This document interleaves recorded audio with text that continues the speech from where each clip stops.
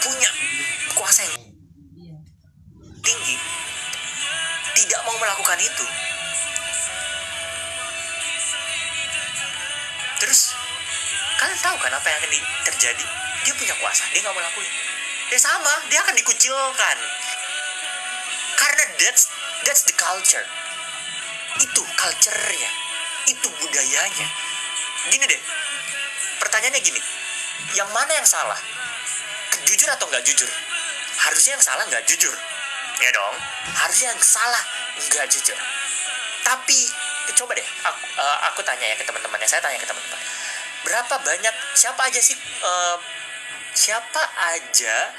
politikus yang nggak jujur di Indonesia? Karena pasti bisa sebutin banyak banget. And then ketika aku nanya, terus siapa politikus yang jujur di Indonesia? Mungkin kalian akan mikir, siapa ya? Paling Pak Ahok, Pak Jokowi mungkin, masih ada mungkin, Pak Prabowo mungkin. Nah, kalian masih akan questioning itu. Padahal harusnya kebalik dong.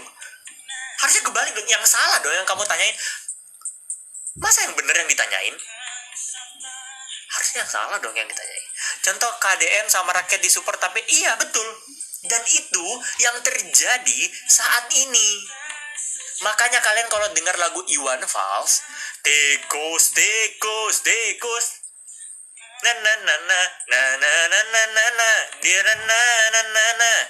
Kalian tahu lagu itu lagu apa?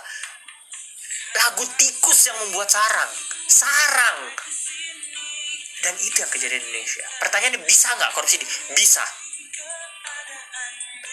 Kalau ditanya aku, bisa nggak Indonesia dilepaskan dari korupsi? Jawabanku bisa. Tapi butuh 20-30 tahun ke depan. Bisa, tapi harus nih 30 tahun ini ya, presidennya, nah berarti berapa tuh? Tiap tahun kan tiap satu presiden kan 5 tahun, anggap 2 periode 10 tahun, berarti 30 tahun tuh anggap 3 presiden. 3 presiden harus sama, punya pandangan yang sama, tidak boleh ada korupsi.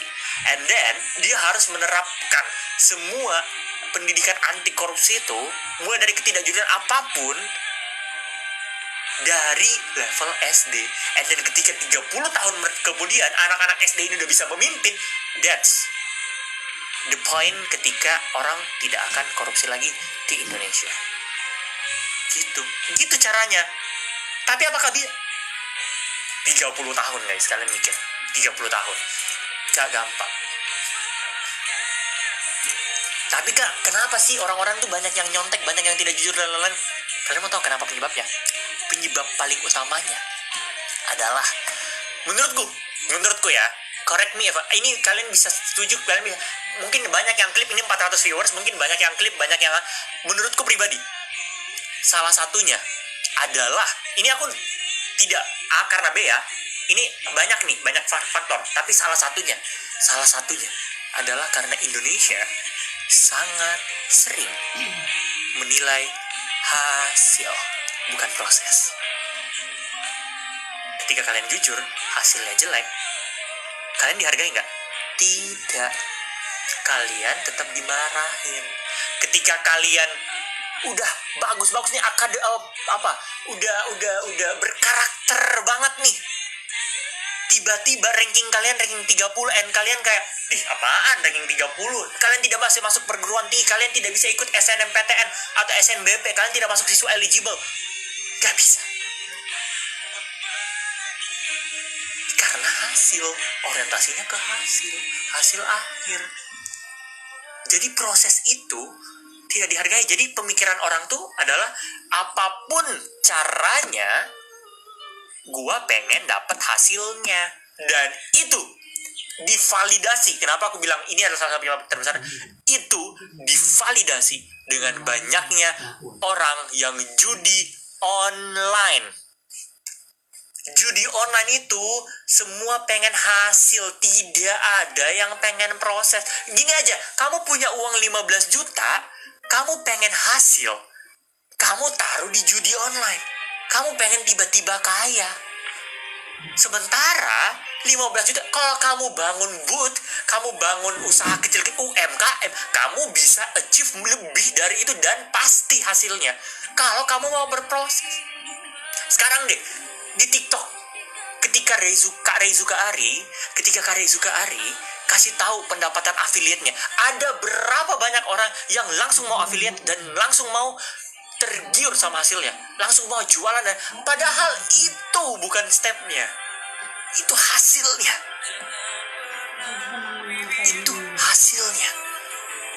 Dia, Kak Reizuka Ari nggak bilang nih prosesnya panjang, dia nggak mungkin jelasin satu-satu, tapi orang langsung lupa nih proses. Orang coba tergiur, dapat 100 juta 3 hari, gue juga pengen. And then dia langsung menjual, terus kayak dia merasa, kenapa gak ada yang mau beli ya, padahal gue udah berusaha. Proses tidak akan pernah mengkhianati hasil. Dan itu yang kurang di negara kita, kurang dihargain prosesnya. Bahkan itu tuh mulai dinormalisasi saat ini. Menjilat atasan sudah bagian part of the job, iya nggak? Lihat nggak, banyak sekali konten yang kayak, kalau gue nggak jilat atasan, gue nggak bisa naik jabatan. And itu kayak dinormalisasi aja. It's not that simple. Banyak orang yang mau instan. Banyak orang yang sangat mau instan.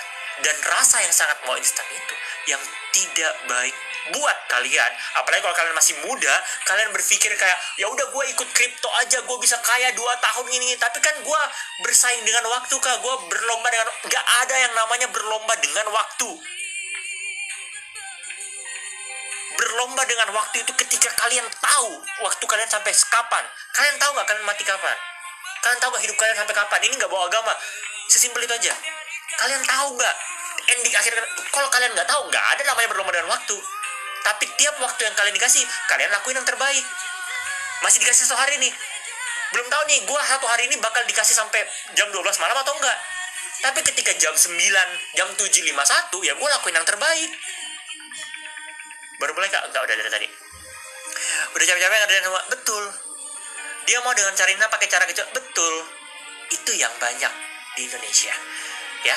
Dan itu cara pola pikir yang sebenarnya simpel nih. Tapi ketika kamu ngomongin sama orangnya, dia akan langsung kayak, ya enggak lah, di mana-mana kan orang ngelihat hasil, di mana-mana kan orang mikirin gengsi, di mana-mana kan hasil yang akan dibandingin. And that's the point that you got wrong. Ketika kamu mikirin hasil cuma buat dibanding, niatnya aja udah salah. Dari niat nih, dari kamu, gue mau dapat pendapatan 100 juta 3 hari affiliate. Kenapa? Biar gue bisa banggain diri gue ke orang-orang lain. Niatnya aja udah salah, sayangku. Niatnya. Ya. Terus banyak yang nyalahin nih. Tapi kenapa, Kak? Kenapa itu banyak terjadi di Indonesia saat ini? Kenapa? Pertama, sebenarnya alasannya adalah karena rakyat Indonesia terlalu banyak. Rakyat Indonesia itu terlalu banyak, ya, terlalu banyak. Semakin banyak rakyatnya, masyarakatnya semakin susah diatur. Bener gak? Apalagi kita nih, Indonesia itu demokrasi. Keputusan tertinggi ada di rakyat. Bayangin. Ini aku gak membahas politik dan lain-lain ya, tapi bayangin aja. Keputusan tertinggi ada di rakyat yang memiliki suara mayoritas, tapi mayoritas SDM kita rendah. Jadi kalau dikasih apa-apa langsung diterima.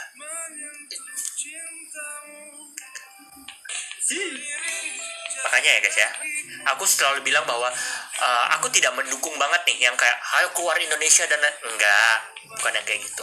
Tapi ketika kalian punya privilege untuk mengejar mimpi sampai ke negeri Cina, keluar negeri dan lain-lain, dan tuh gitu.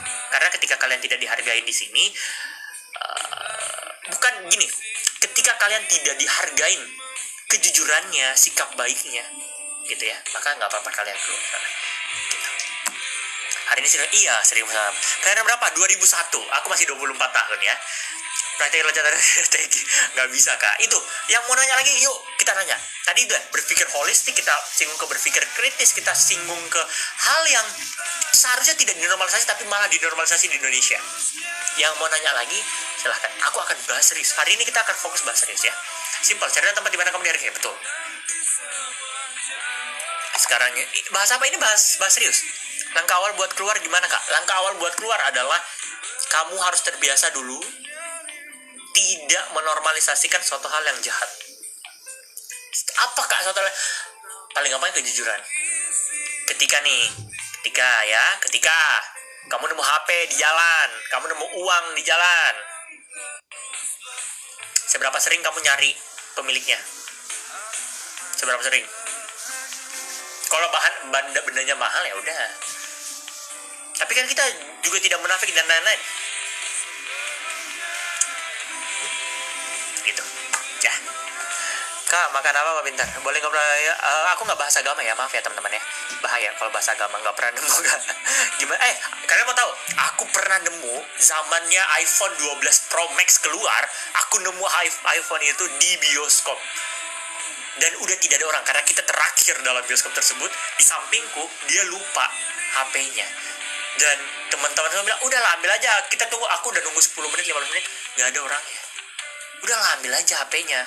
And I was like, oke, aku simpan. Gitu ya, aku simpan. Tapi aku bilang kayaknya gak tenang nih aku kayak gini. Udah kalian duluan makan aja. Akhirnya aku berdiri di bioskop itu nunggu setengah jam sampai orangnya datang. Godaannya gede gak? Gede.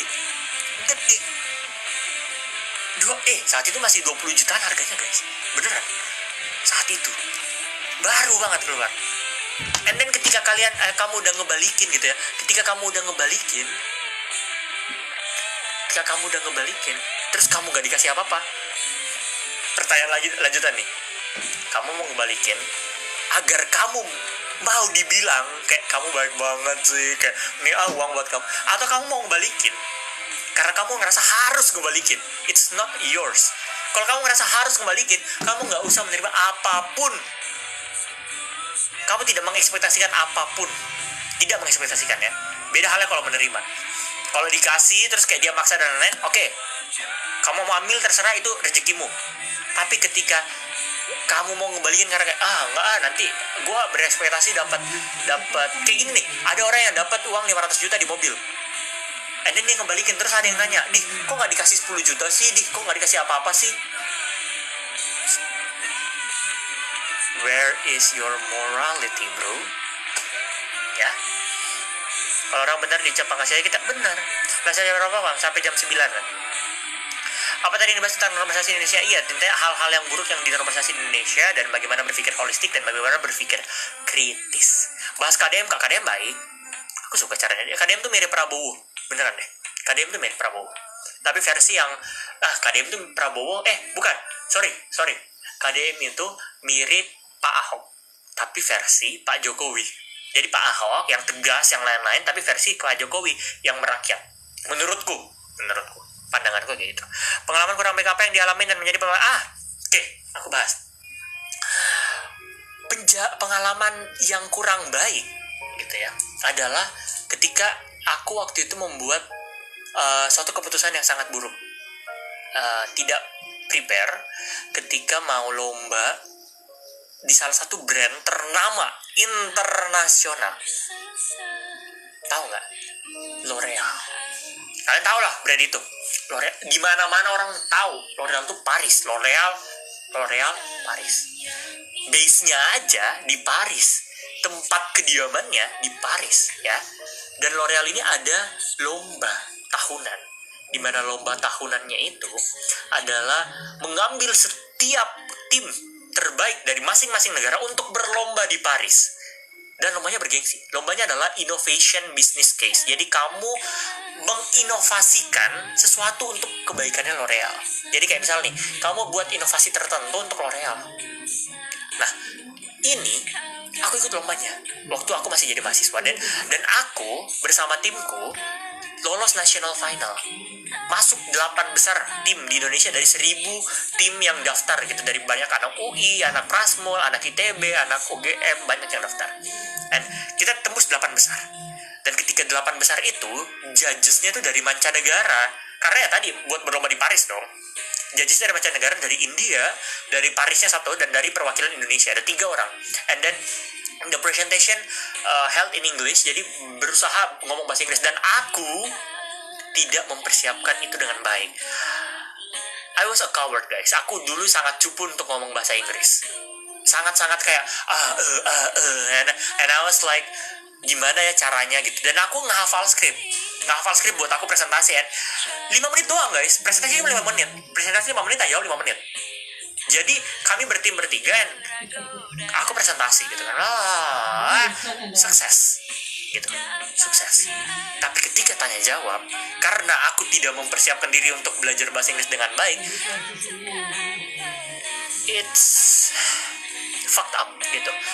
Apa yang terjadi saat itu, aku terbata-bata dalam ngomong, dan overtime jadinya akhirnya tim kami gagal untuk lolos ke seleksi yang ke Paris itu. Padahal ide dari tim kami adalah kata-kata juara sebelumnya adalah salah satu ide terfresh di tahun itu, dan kemungkinan besar kalau kamu tembus ke Paris, kamu bisa lanjutin itu dan menang juara satu. Karena hadiahnya tuh guys, ketika kamu lolos ke Paris ya, pertama kamu dapat lah jalan-jalan ke Paris ya, it's okay lah. Yang kedua, kamu kerja di L'Oreal Paris, dan I just ya aku merasa aku buat timku gagal saat itu. Aku yang merasa menjadi bottleneck, menjadi blocker bagi timku, yang membuat timku gagal.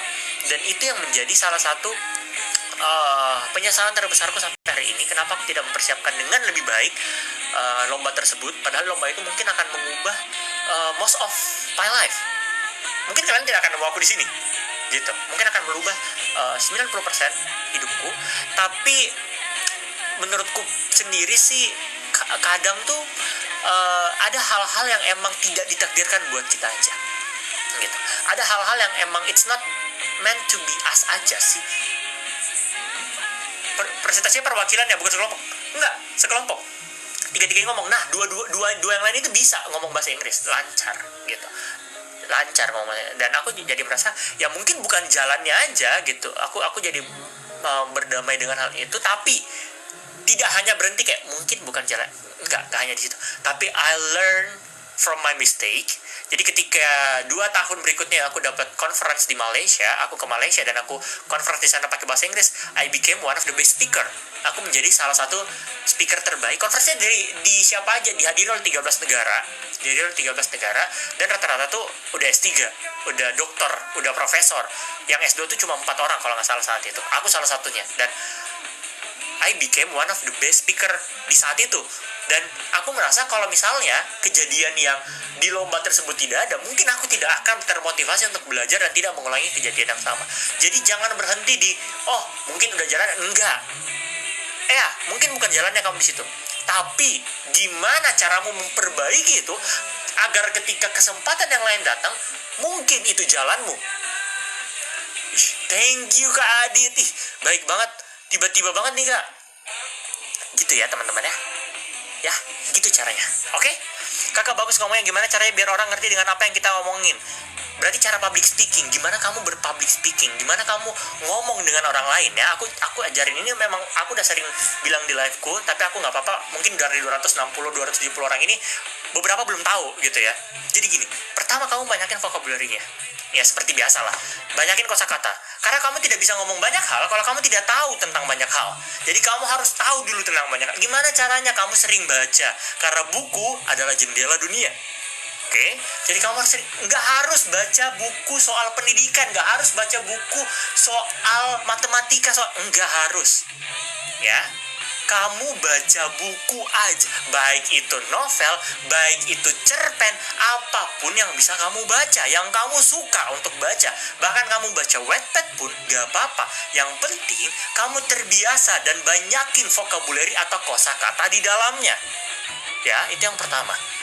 Yang kedua, tadi yang pertama ini bisa bahasa Indonesia, bisa bahasa Inggris. Oke? Tapi nanti ketika approach gimana caranya mau ngomong bahasa Inggris dengan baik, itu beda lagi ya. Ini untuk public speaking-nya aja. Dan aku harus semangat Kak Joko ya. Itu yang pertama, banyakin kosakatanya. Yang kedua, Yang kedua, ketika kalian tidak bisa ngomong secara cepat gitu ya, kalian nggak apa-apa ngomong lama. Dan kalian tuh harus sebisa mungkin berpikir dulu apa yang kalian omongin sebelum kalian ngomong. Speed is not tidak menentukan bahwa kamu itu public speakingnya bagus gitu. Tidak hanya karena kamu ngomongnya dengan cepat, public speaking bagus. Kamu mending ngomongnya lugas, pelan, bisa dimengerti sama orang, tapi apa yang kamu omongin itu jelas daripada kamu ngomong cepat tapi belebet. Ya, contohnya, aku mau ngomong soal roman picisan. Roman picisan itu berarti tentang kisah-kisah SMA gitu, kisah percintaan masa SMA. Mungkin aku tidak terlalu tahu tentang kisah percintaan masa SMA ini gitu ya. Jadi aku coba ngomong, aku panjangin beberapa kata agar aku bisa mikir kalimat yang berikutnya aku mau sebut. Contoh, percintaan di masa SMA itu adalah percintaan yang berat. Kenapa sebenarnya dia percintaannya berat? Karena kita belum bisa membedakan mana cinta monyet dan mana yang cinta beneran. Sangat jarang kita temuin kasus di mana ketika kita SMA kita bertemu teman lawan jenis kita langsung suka dan kita bisa hidup selamanya sampai akhir. Kalian lihat gak? Aku ngomong, ada kata-kata yang kupanjangin ngomongnya, biar aku bisa mikir kalimat berikutnya, biar aku bisa jelaskan ke kalian dengan hal-hal yang mungkin kalian bisa mengerti. Gitu. Daripada nih, aku ngomong kayak gini. Ya, jadi kisah SMA itu intinya tentang kita belum tahu apakah di dalamnya kita akan ketemu orang yang kita suka dan kita akan bertahan sampai akhir. Bisa jadi ada cinta monyet di dalamnya dan banyak Jadi kalian daripada ngomongin kalian panjangin kalimatnya, habis itu kalian mikir kata berikutnya. And then setelah itu udah nih, vocabulary banyak, kalimat banyak. Apa yang harus kulakukan? Kalian nggak lihat nih apa yang kulakukan ketika aku ngomong? Ekspresinya berubah, tangannya main, ada gestur, ada mimik muka, jadi membuat orang-orang tuh ter-attract sama kamu. Make yourself attractive. Jadi ketika kamu ngomong dan kamu merasa kamu diajak ngomong sama orang tersebut, kamu pasti akan merasa kayak apa nih, baik nih gitu. Daripada nih orang yang kayak live gitu tapi kayak cuma baca HP terus kayak gimana kabarnya, ya thank you, gelo, gelo gitu-gitu. Bayangin deh, ngomongnya beneran niat, beneran kamu ngasih sesuatu, kamu ngasih effort, kamu ngasih bentuk, gestur, mimik tubuh dan lain-lain gitu. Gelo gitu ya teman-teman ya. Bagi yang tadi penasaran, Kak gimana caranya public speaking, gitu caranya ya, versiku. Aku nggak tahu kalau versi orang-orang lain ya gimana. Serius suka segala gitu. Bagi teman-teman yang mau nanya yang lain, nggak, silahkan. Aku cas laptop dulu. Oke Kak, terima kasih. Sama-sama. Kak, gimana caranya gerakan tangan sama yang kita omongin itu bisa pas? Latihan, kalau itu mah latihan. Jadi kamu ngomonginnya aja latihan, ketika kamu ngomong sesuatu, kamu latihan. Tapi most of the time itu ya, gerakan tangan itu nggak ribet kok guys. Gerakan tangan tuh pasti cuma ke depan, ke gini, atau dua-duanya, atau kayak gini, atau kayak gini, gitu tiba-tiba. Nggak ribet kok gerakan tangan. Nggak harus yang kayak kamu tiba-tiba gimana? Tangannya mau gimana? Enggak, ya gini-gini aja. Sekarang kegiatannya apa? Aku lagi kerja, ya. Tahu Teti yang kemarin nggak Kak? Teti yang mana? Aku lagi kerja sekarang ya. As product manager di salah satu perusahaan software. Thank you tadi ya Mas Adit ya. Cara biar tidak belibet, iya tadi. Ketika kamu tidak bisa belibet, tidak bisa ngomong cepat gitu ya, kamu panjangin kalimatnya, kamu mikir ke depannya kamu akan ngomong apa. Tidak harus kamu ngomong cepat, tapi ketika kamu bisa ngomong cepat, kamu cepatin. Makanya practice itu makes you perfect. Kamu pelan-pelan aja dulu ngomongnya, ngomong pelan-pelan, and then sometimes kamu udah bisa nih ngomong cepat nih. Ya udah coba aja ngomong cepat. Sesekali kamu ngomong cepat nggak apa-apa. Tapi ketika kamu masih pace-nya masih lambat, ya udah dilatihan aja dulu. Takutnya kepanjangan. Apanya kepanjangan ketika kamu kayak gitu? Enggak. Daripada mending kamu panjangin daripada kamu instead of you saying panjangin. Dan ini juga berlaku dalam bahasa Inggris. What is your I don't know how to say that. I don't know how to say that. Ya, latihannya tiba-tiba apa ini tiba-tiba nge-lag. bingung. Kak, ini teknik manipulasi kak? Enggak, ini teknik public speaking. Tapi ketika kamu ngomong ya, ketika kamu bisa ngomong dengan cara yang kayak tadi gitu ya, ketika kamu ngomong dengan cara yang tadi, kamu bisa memanipulasi orang biar dia attract ke kamu. Gimana cara buat habit yang positif? Terjeda kak? Iya tadi terjeda. Sekarang pertanyaannya, terus gimana kak cara aku buat habit yang positif buat hidupku? Kalian pernah baca? Aku nggak tahu kalian pernah baca ini atau enggak. This is Atomic Habits book, dan ini yang aku bisa aku baca full nih. Lihat gak sih? Di dalamnya aku udah sangat-sangat thank you ya Kak Dava. Udah sangat-sangat rusak gitu ya. Dan bahkan di halamannya tuh aku ada kayak kasih nih notes gitu. Aku suka kasih notes di buku. Intinya aku cerita simpel aja tentang buku ini ya. Atomic Habits. Atomic Habits itu apa? Kalian tahu atom? Atom itu kecil. Hal yang kecil banget nih, bahkan sekecil ini. Sekecil ini nih. Beli di mana kak? Aku ada nih sekecil ini. Bahkan mungkin lebih kecil dari. Beli di mana? Ini aku coba tambahin di keranjang ya. Aku nggak jualan ya, beneran guys. Ini karena aku merasa ini bukunya bagus aja. Jadi aku mau spread the goodness buat kalian. Nah, silakan dicek aja, ada di keranjang kuning ya. Nah, Atomic Habits itu, atom itu hal yang kecil ya. Kecilnya tuh lebih kecil dari ini nih. Nih, kalian lihat ini. Lebih kecil dari ini, bisa lebih kecil daripada itu. Pertanyaannya, kenapa Atomic Habits? Atomic itu hal yang kecil, habit itu kebiasaan. Kenapa dibilangnya kebiasaan yang sangat kecil?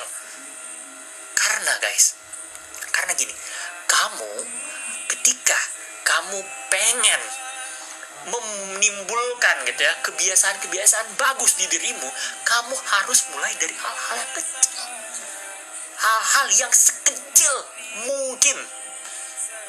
Ini alasan gue, thank you Kak Dil. Hal-hal yang paling kecil. Karena kalau hal-hal yang kecil aja nggak bisa, kamu gak bisa berharap untuk buat kebiasaan gede. Percaya sama gue. Gini, banyak orang yang bilang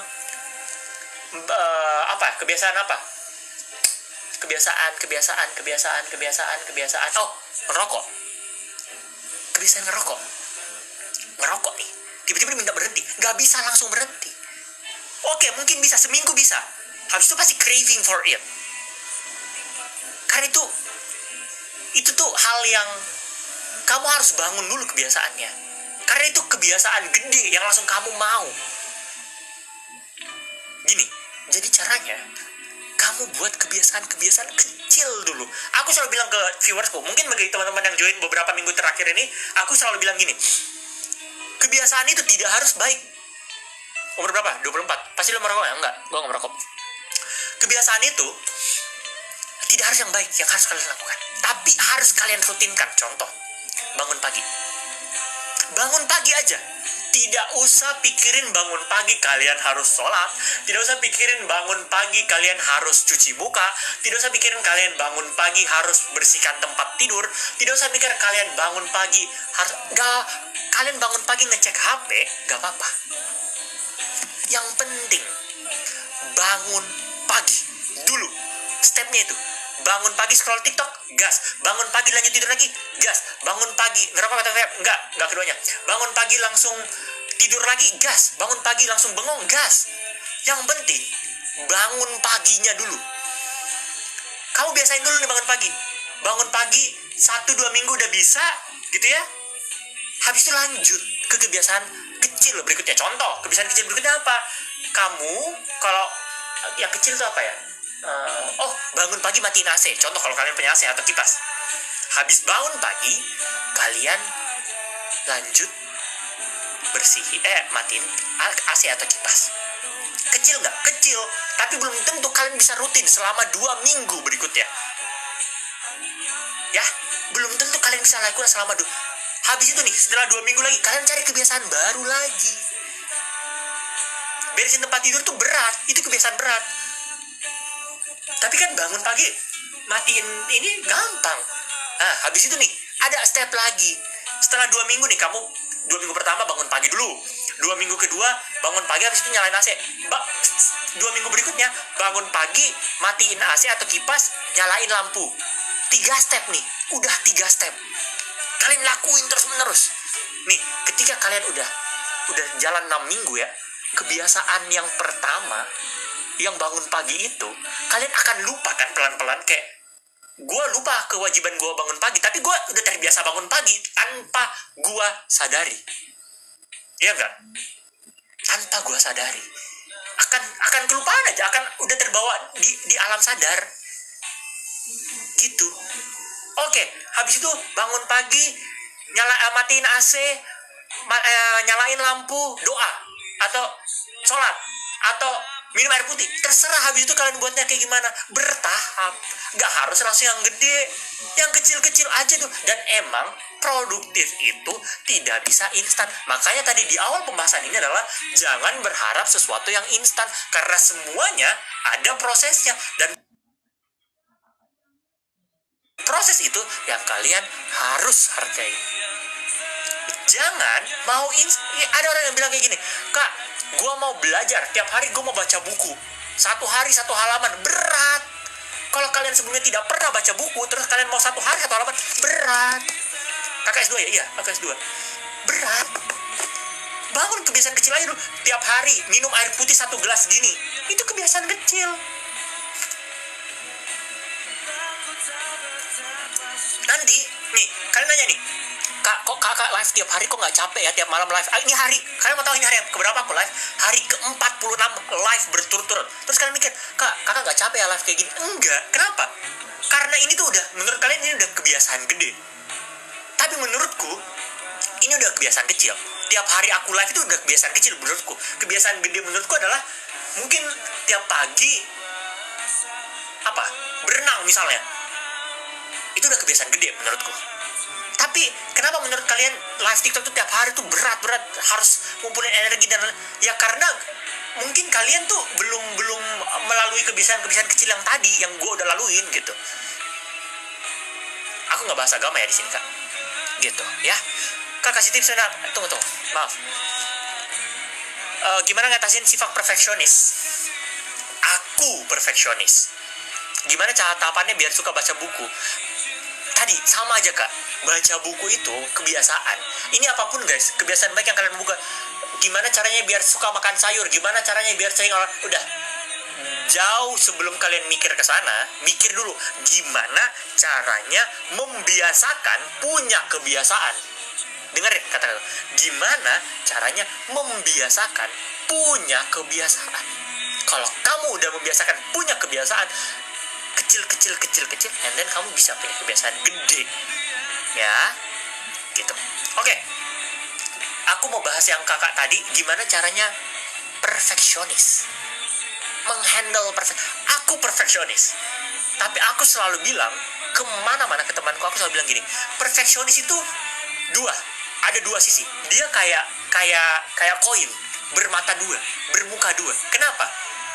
Perfeksionis itu, di satu sisi, dia akan memberikan kamu kekuatan, your strength, kelebihan. Di satu sisi, dia akan memberikan kamu kelemahan. Kenapa? Karena ketika kamu perfeksionis, hasilnya akan perfect. Tapi sometimes perfeksionis takes too much time, mengambil waktu kamu. Karena kamu mikir gini, ini udah bener belum ya katanya? Kayaknya nggak gini deh. Kayaknya gue kurang suka ini deh. Gimana cara handle-nya? Gimana sih cara nge-handling with my perfectionist, Kak? Gitu. Caranya adalah ketika kamu mengerjakan sesuatu atau disuruh sesuatu, kamu bayangin dulu aja. Kamu disuruh sesuatu, deadline-nya 3 hari. Kamu bayangin, kamu harus bisa kelarin dalam 2 hari. Ya, ketika kamu udah bisa kelarin dalam 2 hari, dan the last one day adalah untuk sisi perfeksionisme. Makanya, cara buat nge-handling perfeksionis adalah tidak procrastinator atau tidak menjadi deadliner. Itu caranya. Karena kalau kamu tidak deadliner, kamu akan handle semua perfectionist stuff dengan enak. Nah, tapi gimana kalau misalnya dikasih hal-hal yang mendesak? hal-hal yang kayak sejam harus kelar. Kalau dikasih hal-hal kayak gitu, kamu harus mengesampingkan sisi perfeksionisme. Karena sometimes gitu ya, apa yang menurutmu perfect di mata orang lain tidak perlu untuk kamu lakukan. Tak minta uang beli bakso apa? Deadliner itu gimana? Deadliner itu ketika deadline-nya jam 3, kamu masih kerjain. Kamu baru kerjain jam 1. Padahal kamu dikasih tugasnya dari jam 10. Dari jam 10, deadline jam 3. Jam 15, jam 10 dikasih tugas, jam 15 deadline-nya. Kamu punya waktu 5 jam. Tapi kamu baru kerjain jam 1. Jadi kamu cuma punya waktu 2 jam. Gitu ya. Oke. Emang dia mak. Kak boleh kasih aku gunain? Boleh. Halo Kak Vina. Gimana rasa ngelawan ngerjain skripsi? Ya. Gini. Ini sekalian bahas terkait overthinking. Oke? Tadi ada teman-teman yang nanya, "Kak, gimana caranya nge-handling overthinking ya?" Skripsi itu. Kenapa sih skripsi? Menurut kalian emang skripsi susah, guys? Sesusah apa sih? Skripsi itu nih, dengerin. Kalian coba berpikir secara logis nih, bagi teman-teman yang lagi ngerjain skripsi saat ini. Skripsi itu hanya tugas yang perlu dipresentasikan. Tugas yang perlu dipresentasikan. Simpel itu. Bedanya, deadline-nya setahun. Bahkan deadline-nya bisa extend. Yang susah dosennya, yang susah dosbingnya, yang susah dosen pengujinya. Sama aja ketika kamu ditanyain terkait tugas. Gini deh. Kamu ngerjain sebuah tugas. Contoh simpelnya, tugasnya matematika ya. Ini aku kasih tahu. 6 bagi 2 sama dengan berapa? 3. Kamu tahu nggak kenapa 6 bagi 2 3? Oh tahu, karena 6 bagi 2 itu 2 itu harus diulang 3 kali baru bisa dapat 6. Kamu tahu caranya. Maka kamu bisa ngerjain tugas itu. Ya. Jadi harusnya nih, kamu juga tahu caranya. Skripsi itu kamu tahu caranya. Kalau kamu ngerjainnya benar. Sakit aja. Gitu. Dia setahun gak jalan-jalan, udah tinggal 3 bulan langsung, iya betul. Banyak orang yang kayak gitu. Deadliner. Karena gak ada deadline. Skripsi itu gak pernah ada deadline, guys. Siapa yang bilang deadline skripsi setahun? Gak ada. Deadline itu bisa overextend. Skripsi, kamu bisa kerjain 3 tahun, 4 semester kamu bisa kerjain skripsi 3 tahun. Ya. Jangan kayak gitu. Di situ enggak. Pertanyaannya, kalau kalian ngerjain kayak gitu, ya emang akan panic attack sendiri. Kadang gue suka menunda hal karena gue bingung harus mulai dari. Nah, pertanyaannya gini. Skripsi itu, nih, gue kasih tips mengerjakan skripsi ya buat teman-teman ya. Skripsi, sidang PKL, presentasi, buat nih, PPT, sorry, aku tidak niat berhenti ya. Nih, aku kasih tips ya. Aku udah ngerjain aku udah ngebantu ratusan skripsi. Aku udah ngebantu pembuatan ratusan jurnal, ratusan paper. Jadi aku harusnya layak buat ngomong ini. Gini, skripsi atau sidang apapun, makalah rata-rata punya 5 bab. Bukan rata-rata lagi, sudah menjadi kebiasaan. Jarang banget yang 6 bab. Yang 6 bab itu kemungkinan ada bab baru. Contoh kayak ada informatika. Itu biasanya ada yang 6 bab. Babnya ada bab implementasi dan pengujian. Ya. Rata-rata 5 bab. 5 bab ya. Bab pertama adalah pendahuluan. Bab kedua, landasan teori. Bab ketiga, metodologi penelitian, metode. Bab 4, pembahasan. Bab 5, kesimpulan. Nah, kalian kan rata-rata nih ya, rata-rata buat yang ngerjain skripsi, yang PK dan lain-lain, rata-rata tuh 3 bab dulu sebagai proposal, 2 bab lainnya di akhir. Rata-rata kayak gitu. Kenapa kayak gitu? Karena bab 4 adalah bab yang paling susah. Itu bab 4. Ulang Kak, catat. Oke. Bab 1, pendahuluan. Bab 1 pendahuluan. Bab 2 adalah landasan teori. Bab 3 adalah metodologi. Bab 4 adalah pembahasan, hasil dan pembahasan. Bab 5 penutup. Oke. Sorry OOT, how about your opinion? Apakah kerja di luar negeri kesempatannya semakin melebar atau menyempit? Melebar. Bagus kok. Kau ulang. Aku coba sekali lagi ya, terakhir nih ya guys, aku ulang ya. Terakhir aku coba kasih pelan-pelan. Bab 1, pendahuluan. Bab 2, landasan teori. Bab 3, metodologi. Ya. Bab 4, pembahasan. Semua pada nulis satu pendahuluan. Ngapain kalian nulis di chat? Bab 4 pembahasan, bab 5 penutup. Ya, udah, kelar. Pendahuluan atas sama ya, terakhir penutup. Oke. Tips agar bisa memberikan pendapat habis ini, Kak. Oke, gini. Yang kalian harus buat, banyak orang yang buat skripsi ini salah, atau buat penelitian itu salah. Buatnya dari bab 1. Aku udah bilang itu udah salah total.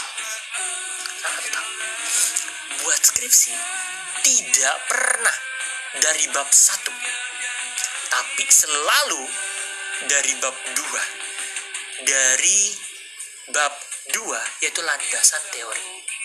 Jadi caranya adalah kamu kan skripsi atau sidang atau apapun, kamu pasti akan milih satu dosen yang menjadi, atau satu topik deh. Kalau nggak dosen, topik. Kamu pasti pilih satu topik. Contoh, aku pilih topiknya apa? Misal aku anak marketing ya, atau anak manajemen. Paling aku pilihnya topiknya budaya organisasi. Misal, aku pilih topik budaya organisasi. Kenapa bab 2 duluan? Kenapa nggak bab 1 duluan? Bab 2 itu kalian mencari jurnal, mencari sumber, mencari referensi. Nggak perlu ada judul. Bab 2 nggak perlu ada judul. Bab 2 itu teori dasar. Kalian tadi milih topiknya budaya organisasi, kalian cari penelitian di luar sana terkait budaya organisasi. Tidak harus penelitian terdahulu, cari dulu penelitian yang sebelumnya terkait dengan budaya organisasi tadi. Kalian nyari ini, kalian baca abstraknya, kalian dapat sesuatu. Oh, kayaknya ini bagus jadi ide penelitian, jadi judul skripsi. Jadilah judul skripsimu. Habis itu ketika kamu udah ada judul skripsi, baru kamu lanjutin ke bab 2-nya lagi.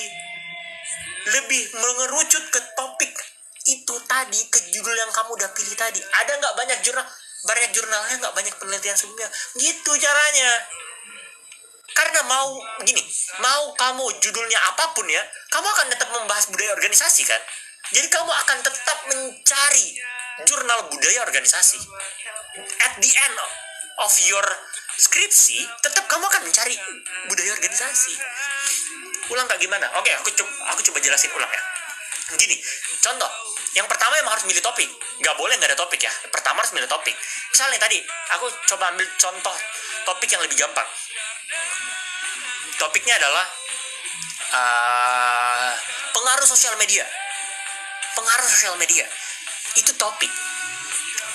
Topik itu kamu cari dulu penelitiannya, kamu cari berbagai referensi, kamu cari berbagai hal terkait topik itu.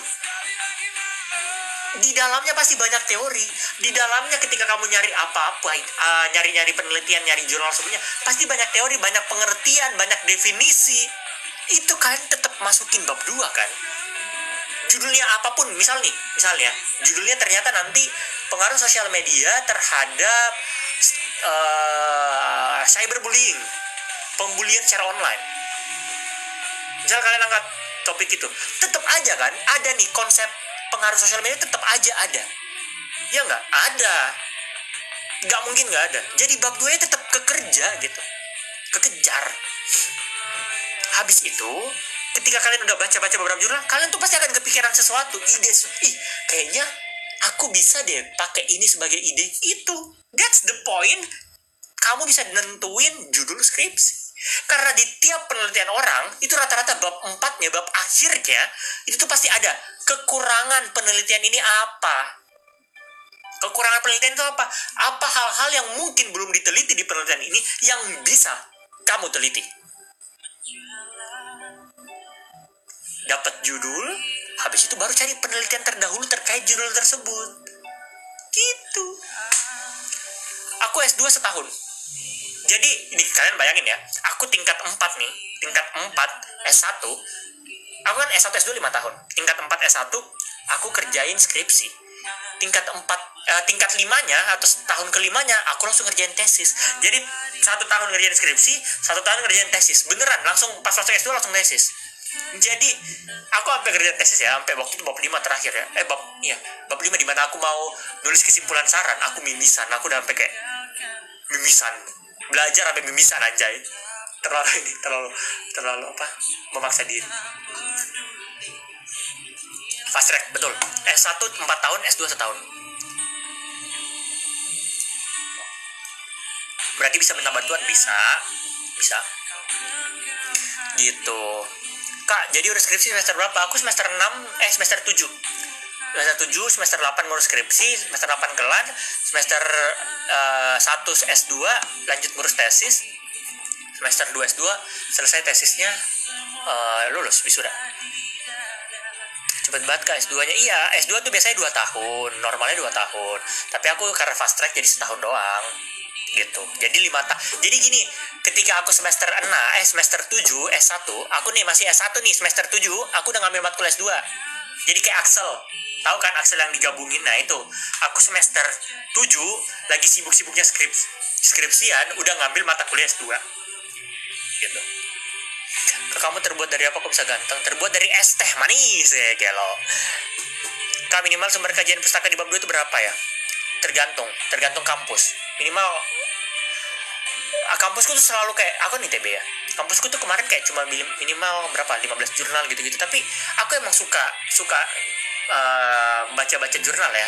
Emang itu gak tahu sih, aku suka aja melihat penelitian orang yang mungkin belum selesai gitu-gitu. And I was like, seru juga nih baca-baca penelitian gini. Aku S1 tuh penelitian sumbernya tuh daftar pustakanya diwajibkannya cuma 20, aku 50-an. S2 diwajibkannya 35, aku 80-an daftar pustakanya. Itu jurnal-jurnal, buku gitu-gitu. Jurusan apa? S1 Sistem Teknologi Informasi, S2 Teknik Informatika. Apa tadi ya? Hobi baca. Enggak, bukan hobi baca jurnal, tapi kayak aku seneng aja gitu.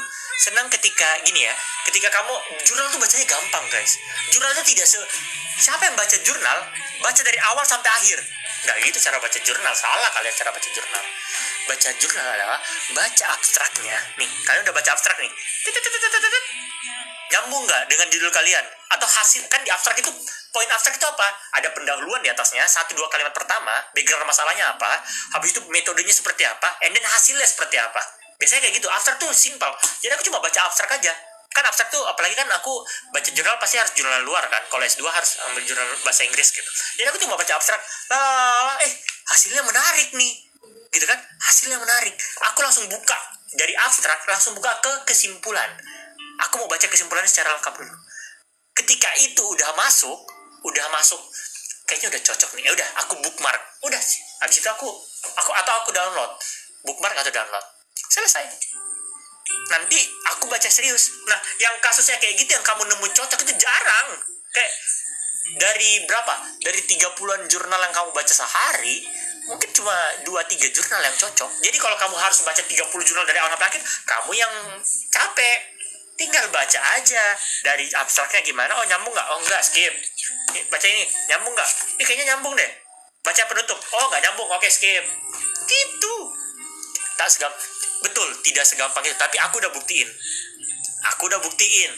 Aku bisa 80-an referensi. Aku bisa. Dan karena itu ya, rata-rata kan referensiku juga Scopus. Makanya karena itu aku rata-rata referensiku juga jurnal terakreditasi Scopus. Makanya karena itu aku diminta buat paper Scopus dan tembus Scopus Q1 gitu. Asal itu penelitian dari penelitian. Iya, betul Kak Indah. Dunia kampus kejam gak sih? Enggak, gampang. Kamu pasti deskripsi dulu kan enggak? Deg-degan, tapi ya udah aja. Itu kayak gini. Aku tuh sama dosen-dosen tuh, aku sering proyekan bareng sama dosen-dosen di kampusku waktu itu di ITB. Jadi kayak ketika aku ketemu mereka tuh sebenarnya kayak aku tahu nih mereka tuh kalau kalau lagi kerja bareng nih, kita lagi kerja bareng tuh mereka kayak asik seru-seru suka bercanda gitu-gitu. Tapi kan ketika di dalam ruang sidang kita be profesional. Aku mahasiswa, dia dosen. Jadi ya udah aja di jalan kayak nggak segalak itu kok. Dosen tuh suka gosipin mahasiswa. Gitu.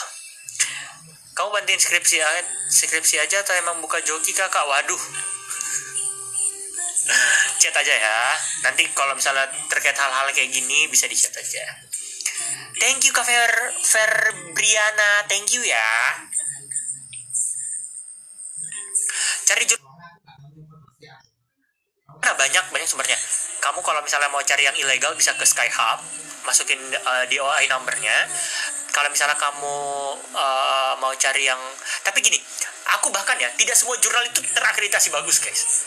Kayak ada beberapa jurnal yang aku dilarang ngambil sumber dari, meskipun bagus isinya ya, tapi aku dilarang ngambil dari situ. Kenapa? Karena kredibilitasnya tidak bagus. Beda sama Elsevier. Kalau kalian tahu Elsevier itu bagus. Bisa chat buat discuss, bisa. Cara cut off lingkungan toksik. Apa pandangan kalian tentang avoidant? Avoidant? Chat di mana? Di TikTok aja. Di TikTok. Oh ya, tadi memberikan pendapat. Oke. Memberikan pendapat. Gimana cara kita memberikan pendapat ke orang lain gitu ya? Gimana ya? Kenapa kakak takut untuk memberikan pendapat ke orang lain? Pertanyaannya kan gitu. Karena sebenarnya pendapat itu gampang. Itu kan cuma omongan doang. Pertanyaannya, kenapa kakak takut? Yang pertama, nggak pede kak. Kalau nggak pede, kamu bisa latihan. Pede itu mulai dari latihan. Kamu bisa latihan dari pertama gitu ya. Kamu ngomong ke 2-3 orang gitu. Kamu ngomong ditingkatin ke 5-10 orang, ditingkatin ke 10-20 orang, ditingkatin ke satu organisasi. Kalau nggak pede. Yang kedua, kalau misalnya kamu udah kepikiran duluan, nanti gimana dia kepikiran dan lain-lain, nanti aku dibilang sok tahu, dan itu overthinking. Nih, tapi nggak semua orang bisa menebak dia. Itu overthinking. Overthinking. Kamu belum ngomong, tapi kamu udah mikir, nanti kalau dia nggak keterima kritikan aku kenapa? And then what? Kamu punya mulut nih, kamu yang mulut nih. Mulut ini buat apa? Buat ngomong ya. Menurut kalian nih, tadi waktu rame 400 orang, menurut kalian 400 orang tuh semua setuju gak dengan apa yang aku bilang? Enggak semuanya. Pasti ada aja yang gak setuju. Terus kenapa aku mau ngomong? Kenapa aku gak mikirin mereka? Ngapain aku mikirin mereka? Aku punya mulut. Mereka bisa memilih untuk mendengarkan atau tidak. Mereka bisa memilih. Sama, kamu juga bisa memilih mau ngomong atau enggak. Dan ketika kamu memilih untuk ngomong, kamu gak usah mikirin hal-hal yang tidak seharusnya kamu pikirkan. And this is when overthinking comes. Kak, buka les yuk. Aku emang ada les. Aku emang ngajar anak ITB, UGM, UI gitu-gitu ya. Aku juga buka jasa konsultasi. Secara komersial tuh aku buka. Tapi kenapa aku live di TikTok dan menyebarkan ini juga ya, mungkin teman-teman yang udah lama jalan live udah tahu, karena aku pengen hal-hal kayak gini tuh mungkin tidak semua orang bisa afford gitu. Karena jujur kalau aku merasa kayaknya komersial rateku sekarang udah gede gitu ya. Nggak semua orang bisa menuhin itu. Jadi daripada hanya orang-orang tertentu aja yang bisa dapat privilege untuk mendengarkan aku dan dapat advice dari aku juga buka aja dari TikTok gitu, biar teman-teman yang emang pengen gitu ya, emang pengen dengar bisa dapat sesuatu gitu. Oke, tadi kita lanjut soal overthinking dulu ya. Gimana caranya nge-handle overthinkingnya? Pertama, caranya adalah kamu jangan terlalu mikirin apa yang orang lain pikirin, tapi aku tetap masuk ke pikiran. Aku selalu bilang gini soal overthinking. Aku selalu bahas satu penelitian ini. Nanti aku cari deh jurnalnya, beneran deh. Aku pernah baca bahwa tiap hari kamu itu memberikan pengaruh dan mendapat pengaruh dari 1.000 orang per hari. Gimana kalau perfilnya abis ini ya kak ya, Kak Adelvi ya, 1.000 orang per hari, tiap hari.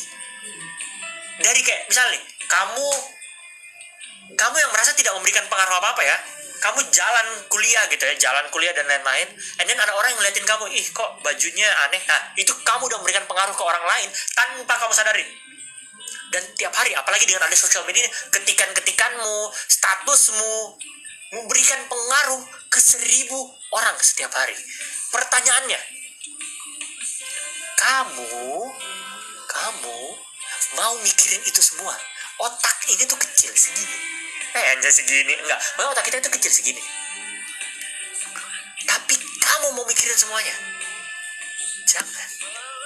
Otaknya itu perlu ada filteringnya, perlu difilter. Gini, ketika hal yang masuk ke kita itu benar adanya di kita, itu yang kayaknya emang kita kayak gitu deh, ya udah diterima, diperbaikin buat diri sendiri. Tapi kalau hal yang masuk tidak sesuai dengan kamu gak perlu klarifikasi. Ngomong sekali boleh, tidak perlu klarifikasi berkali-kali. Contoh, dih, kamu kok kurus banget orangnya. Respon kalian kayak, dih apaan nih orang, dia gak tahu aja gue lagi berusaha makan yang banyak biar gemuk. Instead of that, mending kalian, iya nih lagi berusaha buat naikin berat badan. Ada yang bilang, dih kamu kok masih gemukan aja sih? Iya nih, kemarin sih habis olahraga tapi lagi gak sempat lagi nih. Terus kemarin habis makan es krim banyak dikasih pacarku. Itu bukan flexing, itu bukan meremehkan, tapi itu menjawab sesuatu dengan hal yang positif. Dan apakah benar kayak gitu? Benar. Ya udah, kalian yang perbaikin buat diri kalian sendiri. Apakah tidak benar kayak gitu? Ya udah, dibuang aja. Ya namanya juga punya kepala pasti betul. Namanya juga punya kepala pasti kepikiran lah. Tapi pertanyaannya, kamu yang kontrol otakmu atau otakmu yang kontrol kamu? Kalau otakmu yang kontrol kamu, ya emang secara biologi otak kita kontrol kita. Iya, oke. Secara biologi, secara scientific, secara sains kayak gitu. Ini maksudnya secara psikologi ya. Kamu yang pengen dikontrol, atau kamu yang kontrol otakmu ini? Kamu dong yang kontrol. Gini deh guys, mikir Pak Jokowi kemarin. Ini aku kasih salah satu public figure.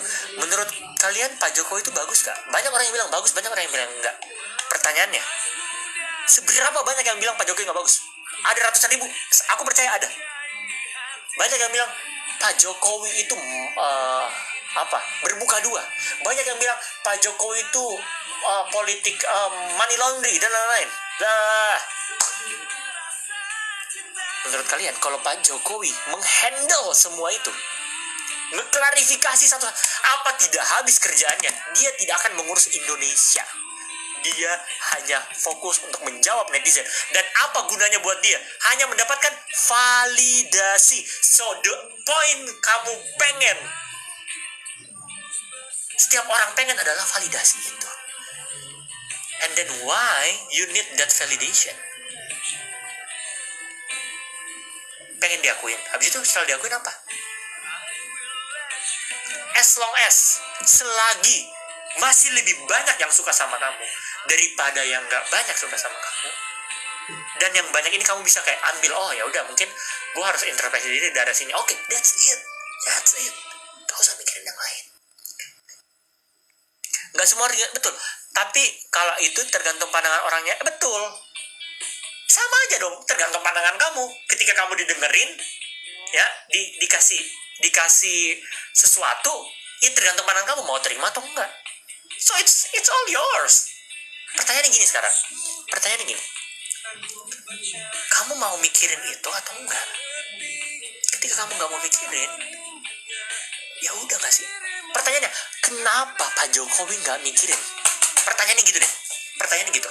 Kenapa sih orang sepenting Pak Jokowi nggak mikirin? Karena gini, aku kasih analogi simpel aja buat teman-teman biar teman-teman ngerti ya. Contoh, teman-teman lagi main game.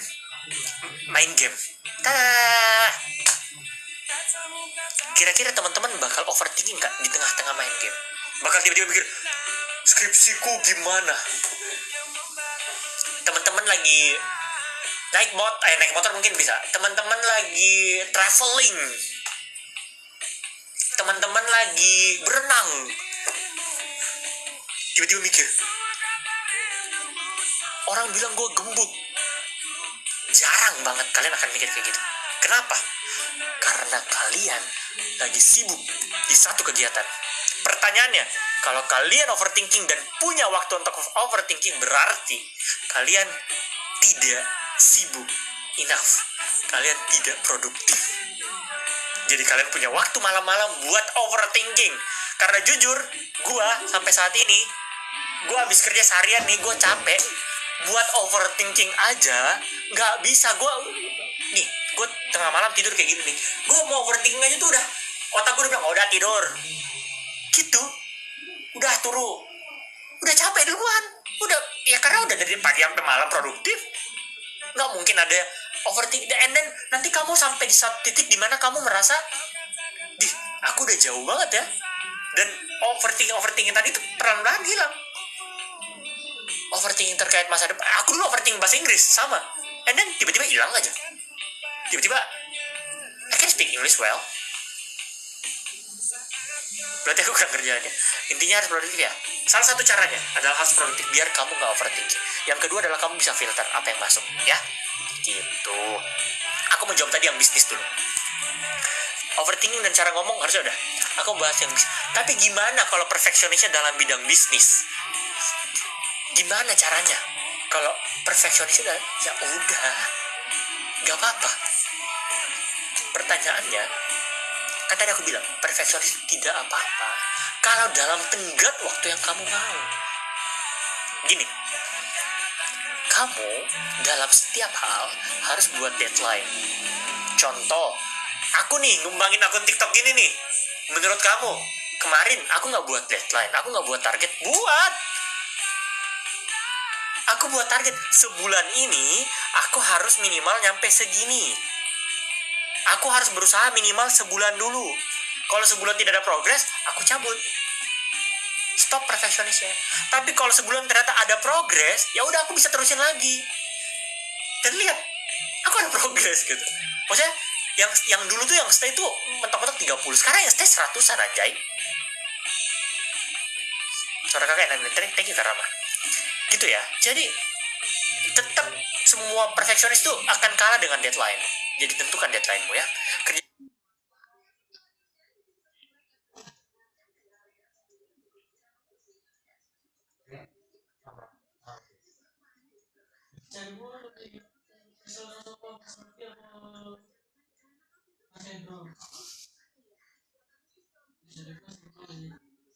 Mas Rocky apa Mas Hendro?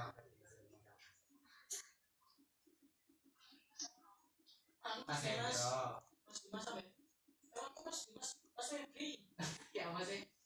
Lebihnya sama Mas Febri apa Mas Hendro? kerangka kerja, cara berpikir kamu untuk manage waktu sangat banyak. Trust me, di luar sana itu bejibun guys, cara buat manage waktu. Pertanyaannya gini, kalau kamu teori banget, ketika kamu mau manage waktu, kamu harus baca buku, kamu harus buat kalian tahu gak sih yang apa ya namanya, kuadran, 4 kuadran, penting mendesak, tidak penting tidak mendesak, tidak penting mendesak, tidak penting tidak mendesak. Tahu kan pasti itu. Buat kuadran itu sangat ribet. Ada lagi yang bilang, kau buat jadwal, jam 7 sampai jam 8 gue harus gini, jam 8 sampai jam 9 gue harus gini. Kayak gitu. Kalau kamu mau kayak gitu, itu sangat berat. Kenapa? Karena itu hanya teori. Mungkin di beberapa orang cocok, yang konsisten dengan kebiasaan-kebiasaan itu mungkin cocok. Tapi buat kalian yang baru dan kalian mau mulai, nggak cocok. So the point is, kalian tahu aja nih. Aku selalu bilang gini, kalian tahu apa definisi penting? Definisi penting itu adalah dimana kamu, kalau bukan kamu yang kerja, tidak ada yang bisa. Jadi kamu ini perannya penting banget di situ. Contoh, kerjaan. Kalau kamu nggak ada, kamu pasti dilupain. Kamu pasti di depak gitu. di apa apa ya namanya, depak tuh apa sih, PHK, di PHK. Kedua, mendesak itu apa sih, deadline-nya deket. Jadi kamu pikir dua ini aja, depak itu kamu pikir dua ini aja ya, yang mana dari dua ini yang dua-duanya ada. Kayak aku kalau nggak ada di situ, aku nggak bisa, aku harus ada di situ, aku harus ada di pekerjaan itu, tidak bisa digantikan oleh siapapun, tidak bisa ditunda-tunda lagi. Penting, mendesak, dua itu aja. Dan dua ini pelan-pelan akan menjadi prioritas kalian. Ada orang yang lihat di belakang, iya betul, itu ini di depan kosan ya, jadi pasti ada orang yang lewat pos gitu. Dua itu aja yang kalian itu, dan nanti pelan-pelan sense of priority kalian tuh akan naik. Kayak kalian udah tahu aja, oh ini gue penting di sini, habis itu gue lanjut yang ini ya gitu. Dan kalau kalian mau punya banyak kerjaan, banyak apa, banyak hal yang kalian mau lakuin gitu ya, ya kalian harus gini guys, waktu kita tuh sama, tiap orang tuh sama guys, 24 jam per hari. Pertanyaannya, kenapa rezekinya beda? Kenapa usaha kita sama dan lain-lain, tapi kenapa rezekinya beda? Karena contohnya Kak Raffi Ahmad, dari 24 jam berapa banyak sih waktu yang dia pakai buat istirahat? Bedain sama kita. Berapa banyak waktu yang kita pakai buat istirahat? Berapa banyak waktu yang kita pakai buat rebahan? Dibandingkan orang-orang yang kayak gitu, ya sama aja. Itu time management. Waktu yang kalian pakai, kalian tukar dengan hal-hal lain yang lebih produktif. Gimana cara tahu hal-hal yang produktif? Dua tadi. Kalian tahu yang mana yang penting, yang kalian tidak bisa digantikan sama sekali. Kalian tahu yang mana yang mendesak, yang deadline-nya dekat. Gitu. Bang, ketiduran nih baru gabung, nggak apa-apa kami sih ya. Karena beda usaha dan privilege kak? Enggak juga. Usaha iya. Privilege aku nggak bisa bilang privilege karena beda privilege. Karena tiap orang tuh privilege-nya tuh ada. Thank you Kak Febriana. Tiap orang tuh privilege-nya ada. Dan setiap kamu dikasih privilege yang gede, tanggung jawabnya juga gede guys. Contoh aja Kak Raffi tuh. Dulu kan masuk penjara guys karena kasus narkoba. Tapi apakah itu memudarkan dia? Enggak, dia makin naik. Privilege itu tidak semuanya bagus. Semakin gede kamu dapat privilege, semakin gede juga tanggung jawab yang kamu dapat. Udah makan belum? Udah. Ya makanya gue bilang beda privilege. Betul kata Pak Titik. Halo Kak Jeff, selamat malam. Udah makan belum? Udah. Dah, kelar ya. Kelar bahasan kita pada malam hari ini ya. Usaha tidak ada benar. Aku setuju. Kapan jam kakak live? Jam 7-an biasanya. Tapi gak ada notif baru gabung. Ya, tadi udah rame banget Kak. Aku udah live tadi ya Kak ya. 400 stay selama 30 menit, 400 orang. Gelo, bisa. Kak, gue karakter emang bisa. Bang lagi. Aku udah makan Kak.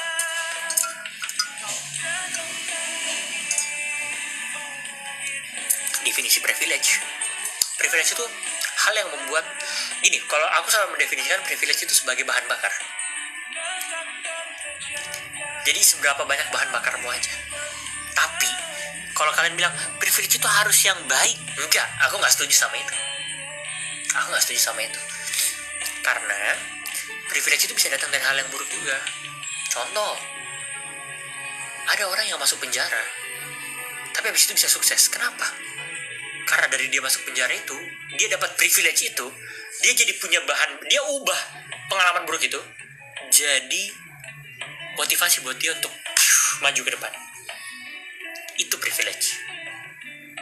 Banyak orang yang tidak dapat privilege uang, tidak dapat privilege keluarga harmonis, tidak dapat privilege warisan, tapi bisa sukses. Kenapa? Karena dia ketika dia dapat privilege buruk, dia jadiin itu sebagai hal untuk mendorong dia lebih maju. Gitu. Kita kasih 1M gak sih? Gila, gak usah 1M ya. Abang kucing gue ditabrak mobil. Semangat kayak. Semoga kucingnya diterima di sisinya. Meow meow meow meow meow. Tepat udah berapa kali kawin. Jadi gini. Jadi gini itu adalah awalan untuk setiap kali mau pembahasan ya. Bikin POV tentang ngejek fisik tadi. Kenapa? Pusing nggak mau dicontoh? Enggak. Awalnya iya, tapi sekarang udah enggak. Kakak ada kabar buku lain yang bisa mengubah cara mandang dunia. Atomic Habits. Ada tapi in the bad way. Tapi aku tidak mau merekomendasikan. Ada banyak buku yang bisa merubah cara pandangan kamu terhadap dunia. Tapi rata-rata itu in a bad way. Dalam sisi yang buruk gitu. Thank you Kak SY, thank you Kak Raran ya. Ngantuk enggak? Dikit lagi tapi. Mungkin karena dia dapat terlihat mental baja kali. Nah, itu juga privilege dong. Tapi nggak mental baja itu nggak ada nih orang yang dari lahir dikasih mental baja. Mental itu diasah. Kamu tidak akan dapat emas, kamu tidak akan dapat berlian kalau tidak diasah ratusan tahun. Dikit lagi udahan lah, iya, dikit lagi udahan. Bangun jam berapa Kak biasanya? Alarm, bukan alarm, jam biologisku selalu 6:30. Selalu. Kayak aku mau kayak tidur jam 2, jam 3, aku masih 6:30, gak tau kenapa sampai saat ini. Selalu kayak bangun 6:30, habis itu kayak ya udah tidur lagi. Ya itu, makanya tadi aku bilang itu jadi kebiasaan bangun pagi. Mak ini pasti udah gelo. Ntar dulu KN-nya kenapa? Kesimpulan dari awal sampai akhir. Kesimpulannya adalah kata-kata hari ini gelo ya. Kata-kata hari ini adalah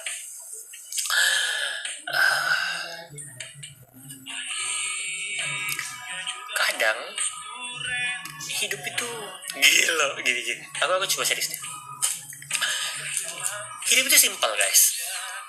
Apa yang tidak perlu kita pikirkan, jangan kita pikirkan. Apa yang baik harus tetap baik. Apa yang buruk harus tetap buruk. Jangan normalisasikan hal yang buruk dan jangan mendiskriminasi hal yang baik karena dilakukan oleh satu orang. Jadi, kalau hidupmu pengen bermakna buat orang lain, jangan terlalu banyak mikirin omongan orang lain buat kamu dan be a good person.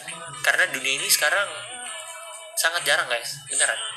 Sangat jarang orang yang baik. Bahkan ketika sebuah video gitu ya,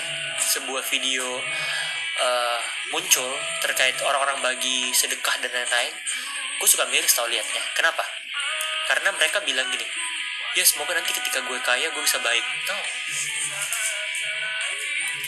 Baik tidak ada tuntutan kamu harus kaya. Kalau kamu kaya, pengaruhmu lebih besar, betul. Tapi baik tidak pernah memandang kamu kaya atau enggak. Aku suka miris. Karena kayak gitu itu apa ya? Alasan buat tidak berbuat baik aja. Alasan buat tidak. Karena ketika kamu